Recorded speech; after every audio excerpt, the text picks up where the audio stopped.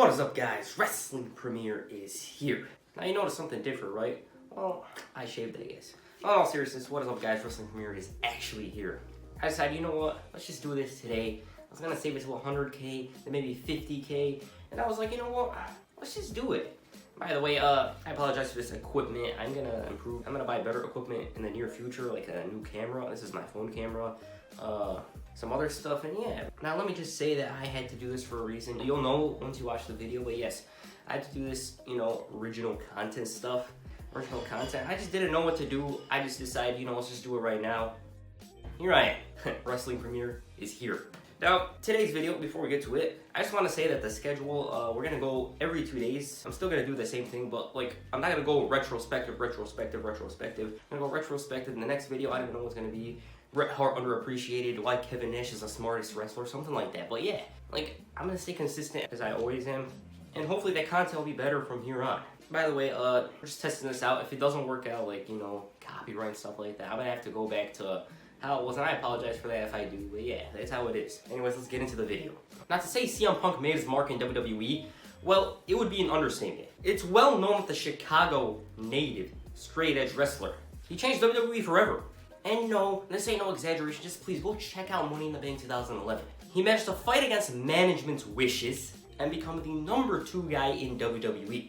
So for that, Punk's definitely a memorable part of WWE in the last decade. As for this one, well, we're going to focus on how CM Punk made his way to WWE and how he captured the World Heavyweight Championship in 2008. So for me to cover this one, we got to go back to 1999. Why? So we can cover Punk's entire career and how he made his way to Ring of Honor. Okay. Phil Brooks, better known as CM Punk, entered the world of professional wrestling in 1998, I guess. He wrestled for a bit on the indie circuit. He wrestled for IWA. He had a small promotion with his brother that achieved moderate success, but then his bro embezzled the money and split. As of 2012, Punk hasn't spoken to his brother. When he was signed to IWA Mid-South, he was a very vocal heel. He spewed some not-so-great words, he insulted the crowd, and this is where he made a name for himself. He wrestled against the likes of Colt Cabana, Chris Hero, Rey Mysterio, and even Eddie Guerrero. Eventually started to compete there occasionally, part-time, in order to compete full-time for a new promotion that goes by the name of Ring of Honor. It was there where CM Punk achieved legendary status on the indie scene. Right when Punk debuted in the new promotion, he was thrusted into a heated feud with Raven. Anyways, CM Punk blamed Raven for his father being an alcoholic, I guess. They had a bunch of brutal matches, including the Dog Collar match at Death Before Dishonor 2003. After getting his ass kicked, CM Punk was forced to chug down some beer. Because, he's straight edge, he hates that lifestyle, he doesn't drink, he doesn't smoke, you guys get it. This feud even reached TNA where Raven, he had CM Punk in his group, The Flock, a newer version of it, and eventually, Punk decided to turn on him in a steel cage match. A couple of months later, Punk left TNA after the Rob Feinstein controversy. Go check it out. He got caught by Chris Hansen, if I remember. TNA then parted ways with Ring of Honor, which meant Punk no longer competed there, despite Punk having some good matches there. 2004 saw CM Punk face Samoa Joe for the Ring of Honor World Heavyweight Championship in some legendary bouts. To some, these were some of the very best matches in North American history and probably the best of the decade, the 2000s. I won't spoil the results of the matches because you might be interested in them, and plus I'm not even mentioning that much of them here, so why would I spoil it if I'm not even going to talk about it? So yeah, if you're interested, I believe Ring of Honor has those matches on YouTube. They have the first one guaranteed. Second and third, you might find them there, so yeah. Anyways, these matches really solidified Punk and Joe as two of the very best wrestlers outside of WWE. Sometime afterwards, Punk caught the eye of World Wrestling Entertainment, and they offered him a trial match. He passed that match, I believe it was against Val Venus, and they signed him. And they signed him in June of 2005, I believe. Despite being WWE bound, though, CM Punk captured the Ring of Honor World Championship from Austin Aries in June of 2005. Right after the match, Punk cut a passionate promo, which turned into a very heated promo where he insulted the fans, turning heel in the process. This run would be known as the Summer of Punk. CM Punk had this farewell tour where he competed against the likes of Roddy Strong, Colt Cabana, a bunch of other guys for the title. In the end, CM Punk faced Colt Cabana in a 2 out of 3 falls match. That was his farewell match, by the way. He then departed for Louisville, Kentucky. At Ohio Valley Wrestling, Paul Heyman took the role of mentor. He mentored CM Punk. He took care of Punk there and he vouched for him. He had an absolute blast working with CM Punk. If you watch the Best in the World DVD, go check it out. Paul Lee believed that he had a diamond in the rough, and Raw and SmackDown weren't calling for this guy. Hello? You got a superstar here, and no one cares to even, like, recruit him or sign him or something? And he was disappointed. Like, he enjoys working with CM Punk, but, like, he's better off moving on. That's what I'm saying. He's better off on the main roster. That's where he'll succeed. Anyways, you guys may know the story of DX making fun of Punk, right? Well, let me explain to you. CM Punk had his tryout match, and DX were, like, making jokes about him right in front of Vince, I believe. An interview with a former WWE writer confirms this. Here it is. And I quote, "One time, Triple H along with HBK buried CM Punk. I think it was his 2005 tryout," Barr said. "Maybe he didn't know the name and wasn't familiar with who it was, but they buried him. They annihilated his look and his work," and I'm like, you just sunk the guy in front of the chairman. And Bruce Pritchard, and I quote, "I don't remember specific conversations with Shawn and Hunter. I remember specific conversations in agent meetings and production meetings where I think people didn't think he looked like there was nothing special about him. But those were production meetings, or that came from agents, pretty much came from everybody. I don't remember specifically Shawn and Hunter ever having a conversation with them telling me, hey, it looks like the guy that cooked my waffles last night." Yeah, Bruce Pritchard, like, he wasn't sure about this, or he didn't say anything about it. He refused to mention it. But yeah, basically, like, Punk, he was different from everyone in World Wrestling Entertainment at this point. By the way, this microphone, like, am I cutting a promo or something? Seeing as nobody on Raw or SmackDown wanted CM Punk or even knew about him, Paul Heyman decided to bring him to the newly launched ECW in July of 2006. With the new ECW launching on the Sci-Fi Channel, Paulie was scouting talent for the new brand, so he decided to take in Punk. Over the next couple of weeks, Punk gave us an idea of who he was. A drug-free, alcohol-free, straight-edge wrestler. And no, it's not just a choice, it's a lifestyle to him. CM Punk finally made his debut on the August 1st, 2006 episode facing Justin Credible. The Chicago native had a somewhat warm reception from the Hammerstein Ballroom. Punk had a very successful debut. He made Justin tap out to the Anaconda Vice. So yes, CM Punk, he looked good out there, and like, despite the debut, there was doubt over whether or not WWE was going to use Punk to his full potential.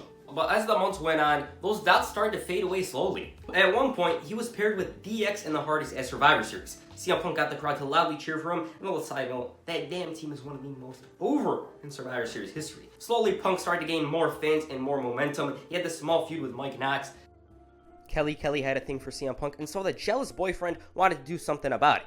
The feud was so damn one-sided, and Knox eventually broke up with Kelly. At WrestleMania 23, CM Punk participated in the Money in the Bank ladder match. On his DVD, he didn't have any confidence that they would use him properly. Like, looking back, Punk was used, he was pushed. Like, you're not gonna tell me he wasn't pushed. He was in the Money in the Bank ladder match, the only ECW superstar to be in it. He was at Survivor Series, the fans cheered him loudly, and you're gonna tell me, like, he wasn't pushed? Like, I don't believe that. To quote a certain song from that time period, you can't tell me nothing. Following WrestleMania, and this is where it gets confusing, CM Punk was entangled in a feud between the New Breed and the ECW Originals. The New Breed started to approach Punk on joining their group, and the ECW Originals were like, don't join him, something like that. The New Breed eventually confronted Punk on the April 10th, 2007 episode of ECW, and he took them up on the offer and he joined the group. This New Breed run, though, wasn't off to a great start. He was like a leader to the rest of the members, and this rubbed Elijah the wrong way. Punk tried to convince him that he's got his back, and he really made a mess. He screwed over Burke, albeit an accident, but then the following week, he tried convincing Burke and the New Breed that he wasn't a mistake. But at the end of the night, CM Punk showed his true colors. He cost Burke the matchup, and he GTS'd Elijah Burke before apologizing to him. As a result of Punk infiltrating the New Breed, he basically destroyed them from within. They eventually disbanded, but not before Punk faced Burke at Judgment Day. He beat him there, and he beat the New Breed along with the Originals at One Night Stand. At this point, Punk was the de facto #1 babyface on ECW after Lashley left and before Chris Benoit was there. Now, as you may know, both men were set to face off at Vengeance Night of Champions, but, something else happened later that week. That match would have been awesome and amazing, but, I don't want to dwell on this topic at the moment, Maybe for another time we'll talk about that. But yeah, they were supposed to have, this awesome classic, but it wasn't to be, as Benoit, he did something else. Anyways, at Vengeance, CM Punk faced Chris Benoit's replacement, Johnny Nitro, for the ECW Championship. The match itself was decent, but the result, I guess, was shocking. After Benoit's actions were revealed, ECW, it was in a tailspin. They needed to sort things out very quickly, and that's what they did. To be honest, I believe ECW 07, after Benoit, it was great. I personally believe that, but you got your own opinion. CM Punk was forced to feud with Johnny Nitro, and what was better than this? Seriously, I'm not trying to make jokes or anything like that, but what was better than CM Punk versus Johnny Nitro on ECW? What? CM Punk versus Boogeyman? They had to have something, to make you tune into the show. I guess this was the best thing. Anyways, Johnny Nitro became John Morrison, and they faced off at the Bash. This match, I wasn't feeling it. Why? Well, initially, they just never seemed to click. The ending saw Morrison literally kick Punk in the knee to win the match. Those matches weren't exactly bad, but when you see those two in the ring, you expect something else, like something like a 4-star classic or something like that. Now, I believe the 15-minute Fame match on the August 7, 2007 episode of ECW was much better. Punk managed to beat Morrison with 5 seconds left on the clock, and once again, SummerSlam, not bad. But if you really want a great matchup with theirs, then please check out their bout on the September 3rd, 2007 episode of ECW. It was thrilling. It had action. A story to it. It was Punk's last chance for the ECW Championship. They finally received the time they deserved, and that's what made this match a classic. They went out there and they just entertained. I watched it a couple of months ago, and I'm more inclined to watch it right now. I recommend you watch this one, and the crowd went bananas the moment CM Punk captured the title. It was one of the best WWE ECW matches of the year in the entire run. For all the flack the show gets, it helped CM Punk and John Morrison greatly. They developed on the show, they got to cut promos, they got to have long-ass matches that were actually great, and so yeah, that's a positive from WWE ECW. As for Punk's title reign, it wasn't bad, but the opponents he seemed to have, they were limited. Elijah Burke, Big Daddy V, The Miz, and Morrison. But on the flip side, Punk really benefited. Punk really benefited from holding the title. Why? Well, once he reaches Raw and SmackDown, he's going to have that experience from ECW, and that's what helped him. And plus, the way he was booked, barring that Big Daddy V match, he was dominant. I believe he beat every opponent clean. But then, on the January 22nd, 2008 episode of ECW, CM Punk faced Chavo Guerrero for the ECW Championship. At this point, Chavo wasn't really doing much, but what we didn't know initially was that Edge was on his side. This would greatly benefit Chavo, as during the match, Punk struggled to get into it, and this was not due to Edge's interference or anything like that, but it was because his ribs were hurting. But then he started to make a comeback, and he actually hit the GTS, but Edge dismantled him with a spear. Chavo went for the cover, 1, 2, 3, and he was the new ECW champion. Now, I heard a story that Chavo snitched on a bunch of wrestlers, and that's how the Signature Pharmacy scandal thing was leaked. Well, I don't believe that. I don't know what to say, but I personally don't believe that.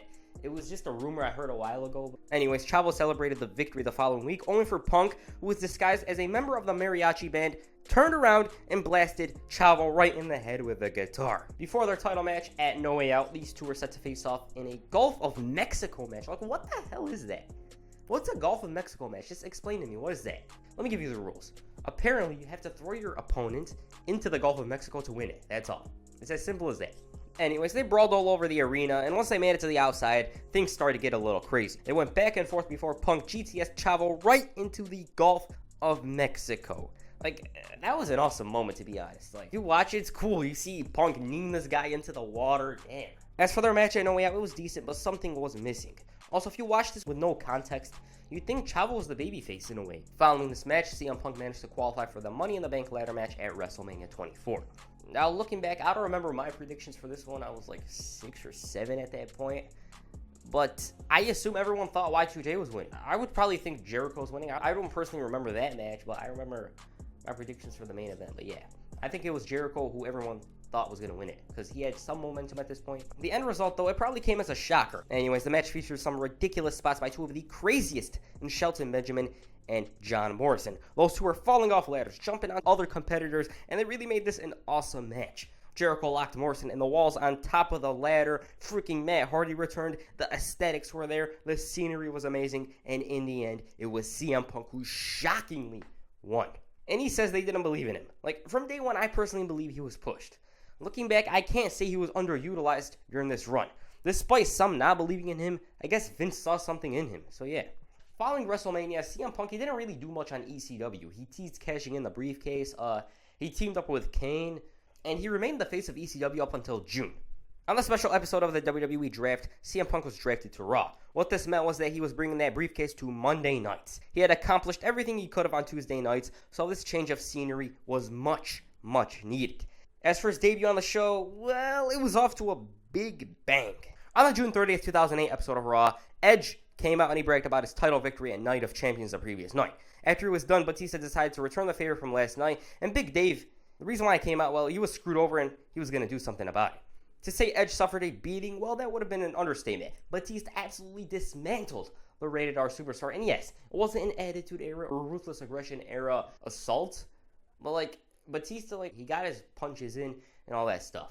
Then all of a sudden, CM Punk came out in a rush to cash in the Money in the Bank briefcase. He ran into the ring. He doesn't got time. He's in a rush. He's got to get the job done right now. He hits the GTS. Boom. 1, 2, 3. Punk wins. Damn. He's done it. I don't think many thought WWE was going to utilize him properly. Many fans believed he had the talent, but they doubted WWE's ability to push him. But now, in Oklahoma, Punk's the champion. Awesome moment. CM Punk's story up to this point, it was great. I will cover his first world title reign eventually. Anyway, CM Punk had to scratch and claw his way just to get to WWE, and he had to work twice as hard as he did in order to capture the world title.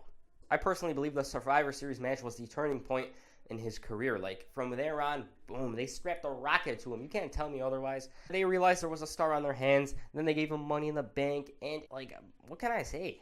It's a great story. CM Punk proved that you can be from the indies and you could become a big player in WWE. If you have the talent, the hard work, the determination, and all that, you will definitely succeed. So yeah, that's it for this video. CM Punk's run, what can I say? It was great, and the world title reign, well, that's another story for another time. But yeah, like I said, I like this story. Daniel Bryan's was even crazier if you think about it. But yeah, CM Punk was the first guy to actually come from outside the WWE or TNA for that matter, or from the indies, and just kick that door open and win the title. So yeah, that's it for this video. Make sure you hit a GTS on the like button and perhaps the Anaconda voice on the subscribe button. Peace. I'm out.